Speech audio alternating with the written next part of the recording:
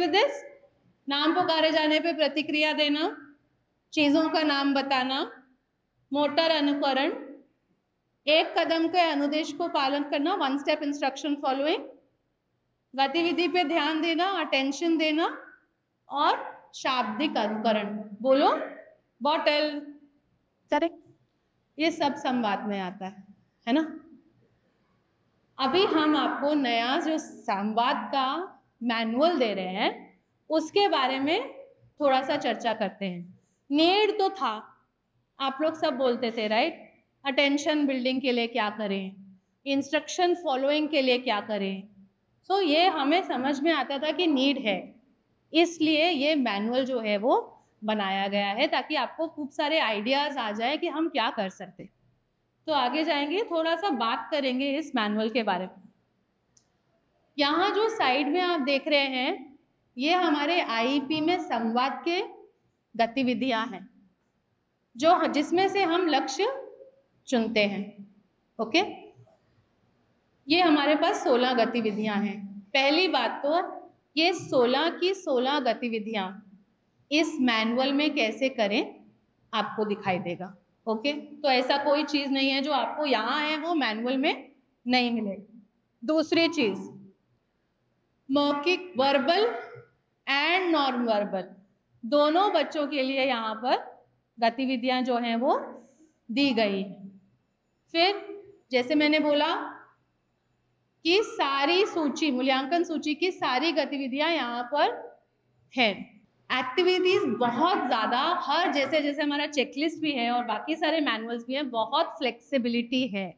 ऐसा दिया गया है तो आपको ऐसा ही करना है, ऐसा नहीं है। बच्चे की ज़रूरत के हिसाब से आप उसे अदल बदल कर सकते हैं राइट। अगर अब इस सर्कल में एक बच्चा नॉन वर्बल होता तो हम बोल सकते थे बॉटल कहाँ है और पॉइंट करो, और वो मॉडिफिकेशन करना ज़रूरी भी है। बार बार उस बच्चे को बोलेंगे बोला बॉटल, बोला बॉटल, वो नहीं बोल पाएगा। तो उसके लिए अगर आपने गोल में पॉइंटिंग लिया है तो आप वो अपने गेम में पॉइंटिंग उसके ऊपर फोकस करें, ठीक है। और फ्लैश कार्ड, ट्रांजिशन कार्ड्स, ऐसा सब कुछ जो है वो ऑलरेडी मैनुअल में दिया गया है। So what kind of flash cards to use, आप उसमें से निकाल के प्रिंट करा के लैमिनेट कर सकते, ठीक है। होती, दिस इज द विशेषताएं। उसके बाद चलेंगे आगे। तो 3 भागों में बांटा गया है। एक है प्री लैंग्वेज, मतलब बोलने से पहले की जो प्रतिक्रिया होती है उनके लिए क्या क्या एक्टिविटीज की जरूरत है। फिर आता है रिसेप्टिव कम्युनिकेशन, म्हणजे जैसे हमने सुबह में बात किया था, चीज़ों का नाम पता होना, चीज़ें समझ पाना, ये ग्रहणशील कौशल है।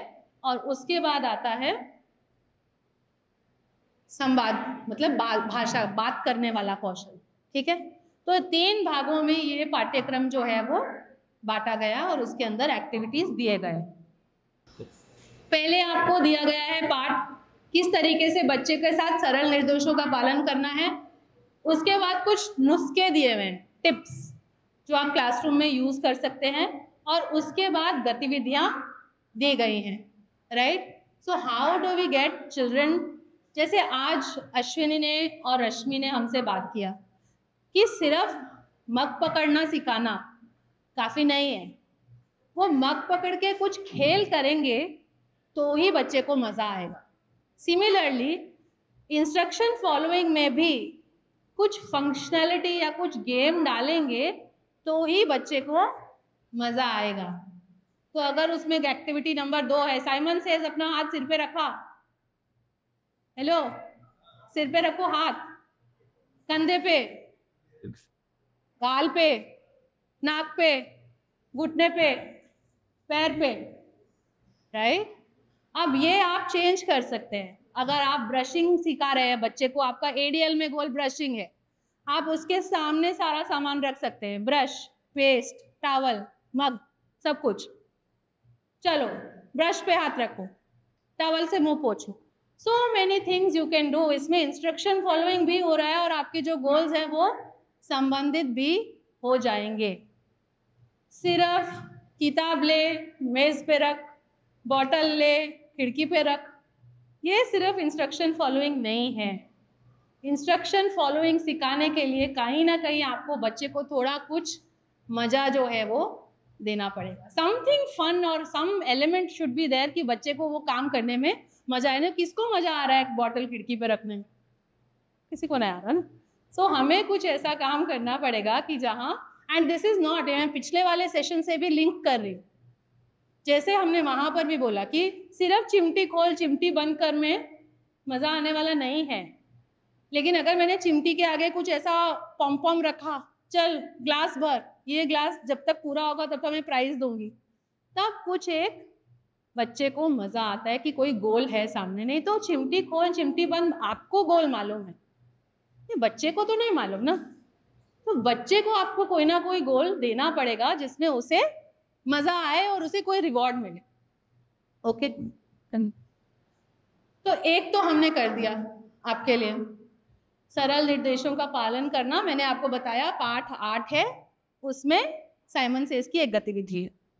अब आपको आपके क्लास के साथ बैठना है, स्कूल के साथ, और ये चीज़ों पे आपको बताना है ये कहाँ है, उनका पार्ट नंबर क्या है, उसमें क्या एक्टिविटीज दी गई हैं, और कोई एक एक्टिविटी आप अपने ग्रुप में हमारे साथ शेयर कर सकते हैं। फेयर है ना? ओके, सबको समझा मैंने क्या बोला? आपको क्या क्या ढूंढना है? नाम पुकारे जाने पे प्रतिक्रिया देना का गोल ढूंढना है, उसके साथ की एक्टिविटी निकाल के हमको बताना है आपने कौन सी एक्टिविटी ली। सिमिलरली मोटर अनुकरण के लिए क्या दिया गया है मैनुअल में, शाब्दिक अनुकरण के लिए क्या दिया गया है, और अटेंशन के लिए क्या दिया। थोड़ा आपसे पूछना चाह रही हूँ, यहाँ पर कुछ भावनाओं के चित्र लगे हुए हैं, कोई मुझे बताएगा कौन सी भावनाएं हैं? पहली क्या लग रही है इधर से? स्लीपी, थका हुआ। ओके, दूसरा गुस्सा, उदासी, निराशा, बैटरी डाउन। उधर बैटरी डाउन है, ठीक है। हाँ, तो निराशा, उदासी, एनर्जी कम होना, डिप्रेशन और गुस्सा आना, ये सब कुछ भावनाएं हैं जो हम सबको नॉर्मली आती हैं, आमतौर पर आती रहती है। कोई ऐसा है जिसको ये कभी महसूस नहीं होता? कुछ ना कुछ तो होता है। 1 मिनट लीजिए, मन में सोचिए इनमें से कौन सी भावना हाल ही में महसूस हुई थी और क्या हो रहा था तब। 1 मिनट लीजिए और सोचिए कि क्या भावना थी, वो किस कारण से आई थी और क्या हो रहा था, और शरीर में कैसा महसूस हो रहा था।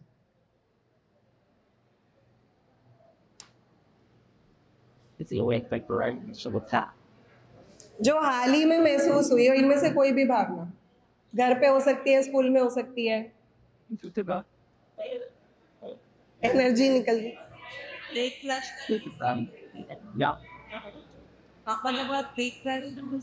हाँ, जो हुआ था उसकी वजह से बहुत।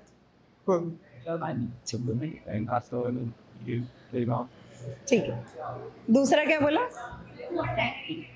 हाँ, तो बैटरी डाउन हो गया था। मैम बहुत ट्रैवल करके आई थी तो बैटरी डाउन हो गया था एकदम, ठीक है। और इनमें से कोई ना कोई भावना हाल ही में महसूस हुई थी, वो सोचा क्या हो रहा था, क्या थी, क्यों आई थी वो भावना, ठीक। अब मुझे कोई बताएगा जब वो भावना आई थी तो आपने उसे व्यक्त कैसे किया था, क्या किया था उस समय? बैटरी डाउन हो गई तो क्या किया?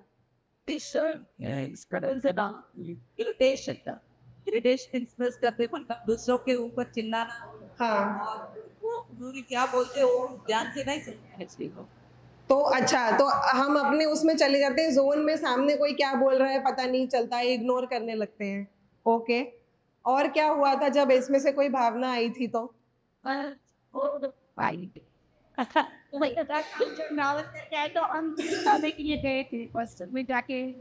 थोड़ा पानी मार के आए। कल आए थे और अचानक से वर्कशॉप में लग गए थे तो थक भी गए थे, तो मुंह हाथ धो के आए तो थोड़ी एनर्जी वापस आई, ठीक है। और क्या किया? किसी को गुस्सा आया था हाल ही में? क्या किया था सर?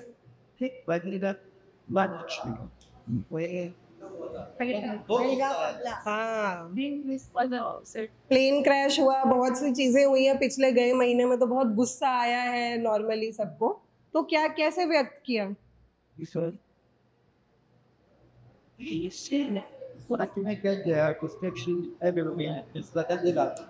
श्रद्धांजलि श्रद्धांजलि दी आपने, मन में सोचा उनके लिए कि कैसा रहे उनके साथ। ठीक है, यहाँ से कोई कुछ बताना चाहता है? क्या किया था, कैसे व्यक्त किया? कोई इसमें से भावना आई थी तो? You also feel like crying for them, with them. True? To the close ones.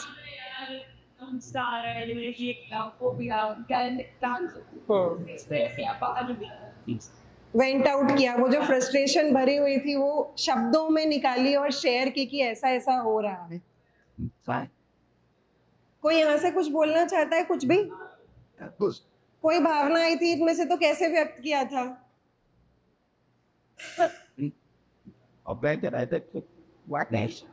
अच्छा, उसका कोई उपाय ही नहीं है।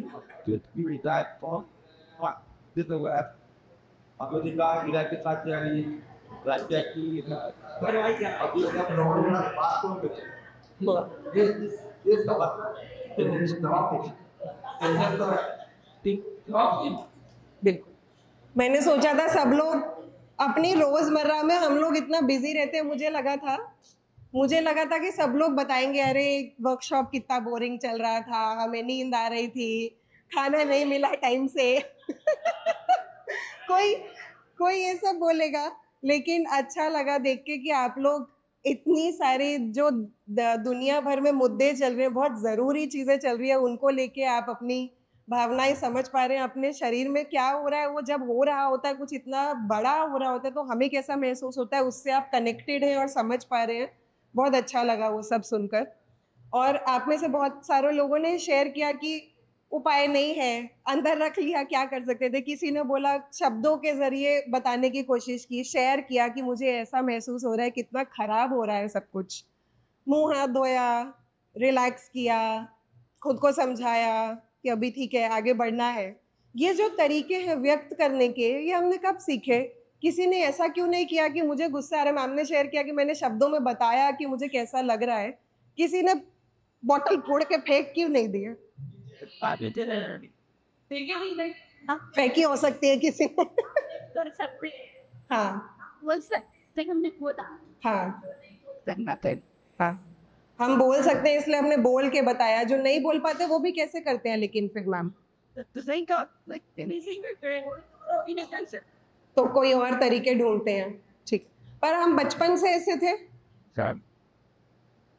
तो ये तरीके बचपन में, अभी नींद आ रही होती थी तो कहीं भी सो जाते थे, जैसा होता था माँ पर गुस्सा निकाल देते थे, आसपास कोई होता था उसके साथ बात कर लेते थे। अभी हमने बहुत सी चीजें अलग बताई आप लोगों ने, तो ये सब कब सीखा, कब हुआ?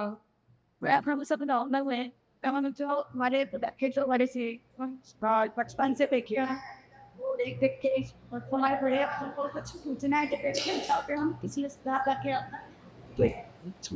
मैम ने बोला कि हमने एक दूसरे को, अपने बड़े लोगों को मॉडल करते हुए देखा है, तो हमने वैसे ही सीखा है। और कुछ बताना चाहेगा कोई? मीडिया से हमने बहुत कुछ देखा है।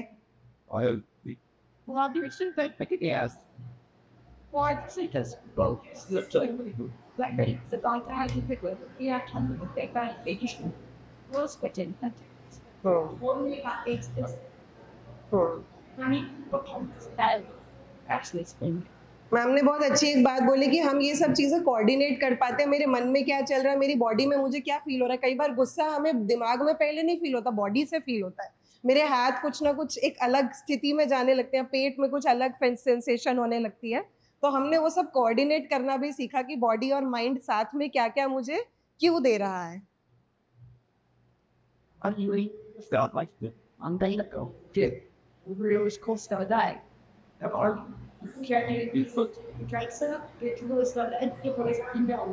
बिल्कुल करते हैं, हम कॉन्सिक्वेंस सोचते हैं कि उसका क्या होगा, और अगर वो कुछ गलत कॉन्सिक्वेंस है तो हम अपना व्यक्त करने का तरीका ढाल लेते हैं उस तरीके से।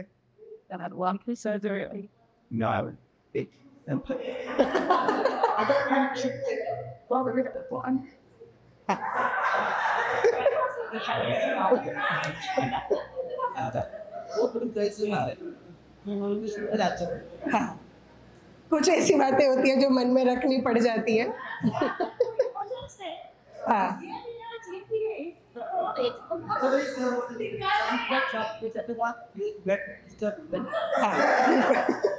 सात तो काफी लेट बोल दिया, पहले भी हो जाती है सर।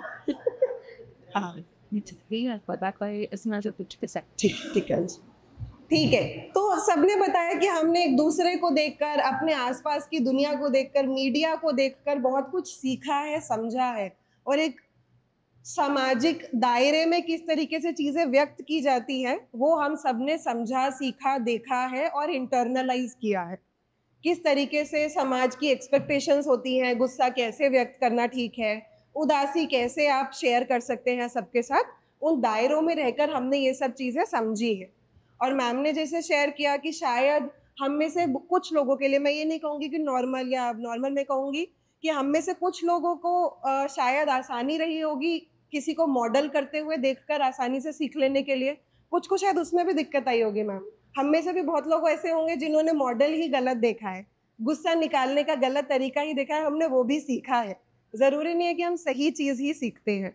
तो हमारे बच्चों के लिए हम बोलते हैं कि ये चीज़ें मॉडल हम